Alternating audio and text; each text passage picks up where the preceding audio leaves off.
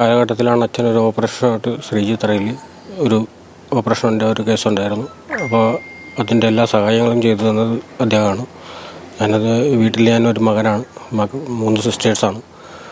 അപ്പോൾ അവിടെ കൺസ്യൂമർ കോടതിയിൽ അവിടുത്തെ പ്രസിഡൻറ്റ്, അതായത് ഹൈക്കോടതി ജസ്റ്റിസ് ഉദയഭാൻ സാറിൻ്റെ ഡ്രൈവറായിട്ട് അദ്ദേഹം എന്നെ അങ്ങോട്ട് കൊണ്ടുപോയിട്ടുണ്ട്. VSന്റെ രാഷ്ട്രീയ ജീവിതത്തിലെ ഉയർച്ച താഴ്ചകൾക്ക് സാക്ഷിയായ സ്ഥലമാണ് ഡൽഹിയിലെ കേരള ഹൗസിലാണ് അദ്ദേഹം ഈ പാർട്ടി കമ്മിറ്റികൾക്ക് എത്തുമ്പോൾ താമസിച്ചിരുന്നത്. അദ്ദേഹത്തിനൊപ്പം ഉണ്ടാകുകയും അദ്ദേഹത്തിൻ്റെ സന്തത സഹചാരി കൂടിയായിരുന്നു അദ്ദേഹത്തിൻ്റെ സാരഥി സന്തോഷ് നമ്മളൊപ്പം ചേരുകയാണ്. അപ്പോൾ VSന്റെ ഒന്ന് ഓർത്തെടുക്കുമ്പോൾ ഒരു മറക്കാനാവാത്ത അനുഭവങ്ങൾ എന്താണ്?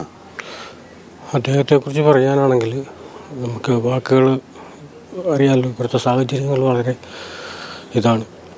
എങ്കിലും എൻ്റെ വ്യക്തിപരമായിട്ടുള്ള ജീവിതത്തിൽ അദ്ദേഹം ഒരുപാട് എന്നെ സ്വാധീനിച്ചിട്ടുണ്ട്. എൻ്റെ പല വിഷയങ്ങളിലും അദ്ദേഹം ഇടപെട്ടിട്ടുണ്ട്.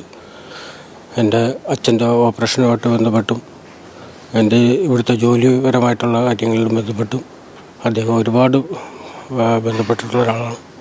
അദ്ദേഹത്തിനെ എനിക്കൊരു കാരണവശാലും മറക്കാൻ പറ്റത്തില്ല.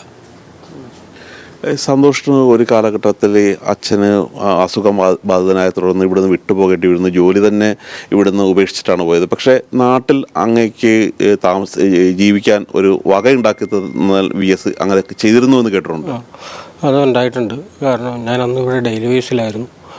ആ കാലഘട്ടത്തിലാണ് അച്ഛനൊരു ഓപ്പറേഷനായിട്ട് ശ്രീജിത്തറയിൽ ഒരു ഓപ്പറേഷൻ്റെ ഒരു കേസുണ്ടായിരുന്നു. അപ്പോൾ അതിൻ്റെ എല്ലാ സഹായങ്ങളും ചെയ്തു തന്നത് അദ്ദേഹമാണ്. ഞാനൊരു മകനാണ്, 3 സിസ്റ്റേഴ്സാണ്. അപ്പോൾ അവിടെ കൺസ്യൂമർ കോടതിയിൽ അവിടുത്തെ പ്രസിഡൻറ്റ്, അതായത് ഹൈക്കോടതി ജസ്റ്റിസ് ഉദയഭാൻ സാറിൻ്റെ ഡ്രൈവറായിട്ട് അദ്ദേഹം എന്നെ അങ്ങോട്ട് കൊണ്ടുപോയിട്ടുണ്ട്. ഈ കേരള ഹൗസിൽ തന്നെ വർക്കിംഗ് അറേഞ്ച്മെൻറ്റിൻ്റെ ഭാഗമായിട്ട് MPമാരുടെ ഡ്രൈവറായി വന്നപ്പോൾ തന്നെ, പക്ഷേ VS എത്തിക്കഴിഞ്ഞപ്പോൾ സന്തോഷം എവിടെയെന്ന് ചോദിച്ച് അങ്ങേ ആ കാറിൻ്റെ ഡ്രൈവറായിട്ട് വാങ്ങി എന്നുള്ളൊരു കാര്യം കേട്ടിട്ടുണ്ട്. അങ്ങനെ ഒരു സംഭവം ഉണ്ടായിട്ടുണ്ട്. കാരണം നമ്മളിവിടെ പല ഡ്യൂട്ടികളും ചെയ്യണം. അപ്പോൾ MP സെല്ലിൽ ഒക്കെ എന്നെ മാറ്റിയപ്പോൾ ഞാൻ MPമാരുടെ ഡ്യൂട്ടിയിലായിരുന്നു. ആ ഇടക്കാണ് VS എന്ന് വന്നത്. അപ്പോൾ ഇവിടുത്തെ കൺട്രോളർ RC ഒക്കെ വിളിപ്പിക്കുകയും അങ്ങനെ കൺട്രോൾ എന്നെ ഫോൺ ചെയ്ത് എവിടെയാണ്, അപ്പോൾ ഞാൻ എയർപോർട്ടിലാണെന്ന് പറഞ്ഞു. വന്ന ഉടനെ VSൻ്റെ ഡ്യൂട്ടി ചെയ്യണം, VS ആവശ്യപ്പെട്ടിട്ടുണ്ട് എന്ന് എന്നെ വിളിച്ച് പറഞ്ഞു. അങ്ങനെ VSനെ വന്ന് കാണണമെന്ന് പറഞ്ഞു. ഞാൻ പോയി കണ്ടു. അന്ന് തന്നെ ഡ്യൂട്ടി എടുക്കുകയാണ് ഞാൻ ഉണ്ടായത്. ഓക്കെ. ഇപ്പോൾ എയർപോർട്ടിൽ നിന്ന് കൂട്ടിക്കൊണ്ടുവന്ന് കേരള ഹൗസിലേക്കൊക്കെ എത്തുമ്പോഴും ഈ കുടുംബപരമായ കാര്യങ്ങളൊക്കെ പലതും ചോദിക്കാറുണ്ടായിരുന്നോ? പ്രത്യേകിച്ച് അച്ഛൻ്റെ കാര്യങ്ങളൊക്കെ. അന്ന് ഓപ്പറേഷൻ കഴിഞ്ഞിട്ട് വന്നപ്പോഴും ചോദിച്ചു. എന്നെ കണ്ടപ്പോൾ എങ്ങനെയുണ്ട് അച്ഛൻ, എങ്ങനെയുണ്ട്? ഞാൻ കുഴപ്പമൊന്നുമില്ല, സുഖമായിട്ടിരിക്കുന്നു എന്നുള്ള എൻ്റെ വ്യക്തിപരമായിട്ടുള്ള കാര്യങ്ങളും അല്ലാതെയുള്ള കാര്യങ്ങളൊക്കെ അത്യാവശ്യം സാറിനറിയേണ്ട കാര്യങ്ങളൊക്കെ ചോദിച്ച് മനസ്സിലാക്കി എടുക്കാറുണ്ട്.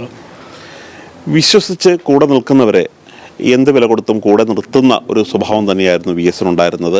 ആ ഒരു അനുഭവം തന്നെയാണ് ഇപ്പോൾ സന്തോഷിന് ഈ കേരള ഹൗസിൽ വെച്ച് നമ്മളോട് പറയാനുള്ളത്.